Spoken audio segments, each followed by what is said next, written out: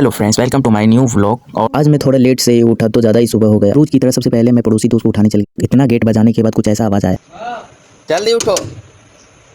तो finally guys मैंने gate खुलवा ही दिया, बट ये अभी भी ये नींद में है। तो चलो, मेरा दोस्त का रिएक्शन कुछ इस प्रकार, नींद में ही।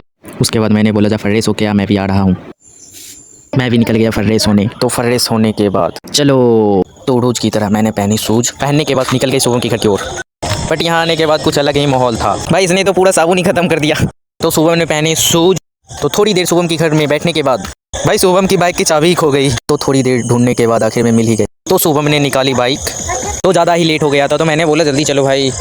तो चलो भाई, रास्ते में मिले सर और पहले ही दौड़ के आ गए थे। तो रास्ते में ही जाते जाते एक आम गिरा पड़ा था। तो इस सीजन का फर्स्ट आम मिला भाई, तो कहाँ मैं इसको छोड़ने वाला था। तो आम लेने के बाद फिर से निकल गए अपने ग्राउंड की ओर। इतना सफ़र करने के बाद तो फाइनली गाइस हम लोग अपने मंजिल तक पहुंच ही गए। बाइक लगाने के बाद रनिंग से पहले थोड़ी बहुत पीटी करने के बाद आज फिर बोल रहा था मैं नहीं जाऊँगा, बट मैंने इसका हाथ पकड़ा, आज तो लेके जाऊँगा। और मैंने लगाया लक्ष्मण रेखा, इसके पहले तो पहुँचना ही नहीं है। उसके बाद दोनों निकल गए रनिंग के लिए। तो रनिंग के दौरान मेरा और मेरे दोस्त का कुछ ऐसा हाल।